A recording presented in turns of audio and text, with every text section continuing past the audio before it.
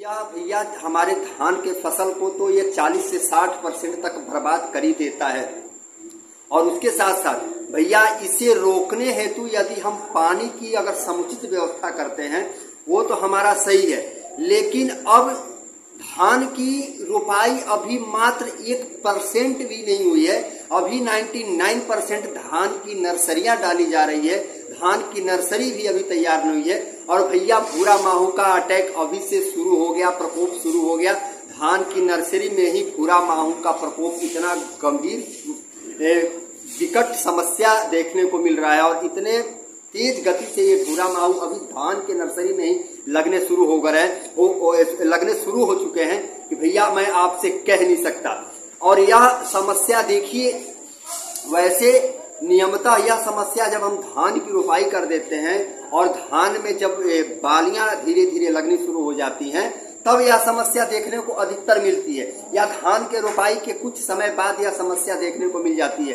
लेकिन धान की नर्सरी में यह समस्या देखने को बहुत कम मिलती थी और बहुत कम मिलती होगी। लेकिन इस सीजन खासकर हमारे बिहार में भैया अब की बार किसान साथी धान की नर्सरी को जिलाने में और उसको जीवंत करने में बहुत ज्यादा कठिनाई उठा रहे हैं और बहुत ज्यादा समस्या से ग्रसित हो चुके हैं। क्यों? क्योंकि इनमें भूरा माहू का अटैक शुरू हो चुका है और भूरा माहू धान की नर्सरी में भी लगना शुरू हो चुके हैं। तो किसान साथियों नमस्कार, फिर से स्वागत है हमारे चैनल खेती बाड़ी भाई सोनू पंडित में। आपका छोटा भाई छोटा दोस्त सोनू पंडित अपने चैनल खेती बाड़ी पे आपका बहुत बहुत स्वागत और मोस्ट वेलकम करता है। किसान साथियों आपसे हाथ जोड़ के रिक्वेस्ट होगा कि चैनल पे आप हमारे पहली बार आए हैं, चैनल पे हमारे आप नए हैं तो चैनल को आप फटाफट सब्सक्राइब कर लें, क्योंकि आज का वीडियो बहुत ही इंपोर्टेंट होने वाला है। हो सकता है कि यह समस्या आपके धान की नर्सरी में भी देखने को मिल रही हो, या आपने धान की रोपाई करवा भी दी हो। अगर यदि धान की रोपाई आपकी हो चुकी हो तो धान की रोपाई के बाद भी यह समस्या तो देखने को सिंपल सी मिल जाती है। लेकिन यह आज का वीडियो दोनों किसानों के लिए है जिनका धान की नर्सरी में यह समस्या देखने को मिल रही है। धान की नर्सरी उनकी पीली हो रही है और पीली होकर के सूख जा रही है और ऊपर के और दूसरा इसका पहचान है कि धान की नर्सरी का जो नीचे का भाग है वो हरा भरा है और ऊपर का भाग जो है वो व्हाइट हो रहा है, पीला हो रहा है, लाल हो रहा है। ऊपर का भाग जिसको मुंदरी कहते हैं, तो भैया उसमें माहू का प्रकोप है, उसको माहू चट कर रहे हैं। यानी उसके जितने भी माहू क्या करते हैं, माहू भैया आपके फसलों के अंदर पत्तियों पे जो रस होते हैं उसी रस को ये क्या करते हैं, चूसना शुरू कर देते हैं, जिससे आपकी पत्तियां सूखने लगती हैं, कलर चेंज करने लगती हैं।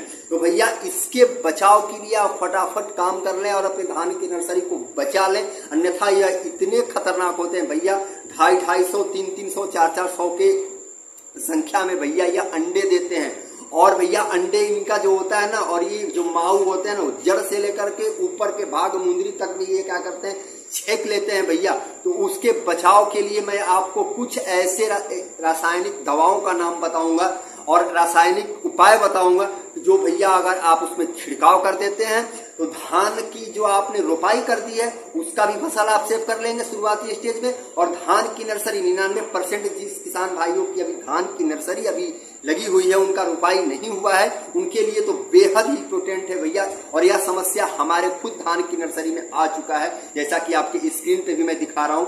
हमारे धान की नर्सरी में भैया यह समस्या आ चुकी है और खासकर यह समस्या कम अवधि में जो धान है, जैसा कि गंगा कावेरी हो गया, कृष्णा वेराइटी हो गया, उसके बाद सोनम वेराइटी हो गया, उसके बाद आपका एक चिंटू वेराइटी हो गया भैया। इस तरह के तमाम जो कम अवधि वाले धान है, कम समय में तैयार होने वाले धान है भैया, उसमें यह समस्या बहुत ज्यादा देखने को मिल रही है। और मैंने आपको पीछे वाले वीडियो में बताया भी था कि भैया जो कम अवधि वाले धान होते हैं उनमें मीठापन ज्यादा होता है, जिसके वजह से यह माहू जैसे खतरनाक कीट होते हैं उनके रस को चूसना शुरू कर देते हैं और आपके फसल को बर्बाद कर देते हैं। तो भैया अब यहाँ पे बात है कि धान की नर्सरी में यह समस्या आ चुकी है। और देखिए यह समस्या अचानक से आई है, अभी 3 से 4 दिन में यह समस्या देखने को मिल रहा है। क्यों? क्योंकि देखिए इसके पहले तो टेम्परेचर बहुत ज्यादा था, तापमान बहुत ज्यादा था भैया, 45-47 डिग्री का टेम्परेचर था। तो उस टाइम तो हमने तापमान से नर्सरी को बचाना मुश्किल हो रहा था और भारी पड़ रहा था। लेकिन अब जैसे ही टेम्परेचर डाउन हुआ यानी मौसम थोड़ा ठंड हुआ, माहू का प्रकोप शुरू हो गया, माहू जैसे खतरनाक कीटों का प्रकोप शुरू हो गया। तो भैया इसका भी हम उपाय कर लेते हैं, इससे भी हम अपने धान की नर्सरी को बचा लेते हैं। तो वीडियो के आखिर तक बने रहिएगा। मैं आपको कुछ ऐसे दवाओं का नाम बताऊंगा जो आप उसका प्रयोग करके अपने धान की नर्सरी को सेफ और सुरक्षित रख सकते हैं और धान में लगे माहू के कीट का सफाया कर सकते हैं। और जो मैं पर्सनली यूज करने के लिए लाया हूं, जो अपने आज शाम में धान की नर्सरी में मैं प्रयोग भी करूंगा, छिड़काव करूंगा, पहले वह मैं आपको दिखा देता हूं कि मैंने कौन सी दवा लाया है। हाँ, एक चीज मैं भैया बताते चलूं कि ये इस दवा की कंपनी से मेरा कोई लेना देना नहीं है और ना ही मैं इसका कोई प्रचार प्रसार कर रहा हूं। यह दवा एक जानी मानी है, ब्रांड है और ब्रांड होने के नाते इसका जो असर है, इसका जो काम है भैया 99% कामयाब है और उपयोगी है और ये परफेक्ट है। क्योंकि पिछले साल भी हमने इसका प्रयोग किया था, करीब 95% तक इसका हमको फायदा देखने को मिला। तो हमने पिछले साल वाला ही जो दवा हमने यूज किया था धान की नर्सरी में, वही हम दवा लेकर के आए हैं मार्केट से, जो मैं आपको दिखाने जा रहा हूं। भैया ये है आपका एक्टामाइप्रिड है, जो 20% एसपी है भैया। ये है किसान साथियों, एक्टामाइप्रिड 20% एसपी का है, शार्प कंपनी का है, इंसेक्टिसाइड आता है भैया।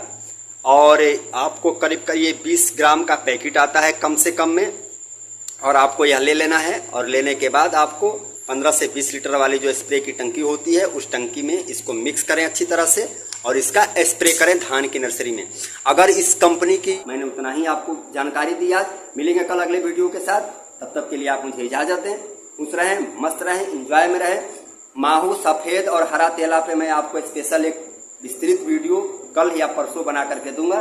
तब तक के लिए आप खुश रहें, मस्त रहें, एंजॉय में रहें। जय हिंद, जय भारत।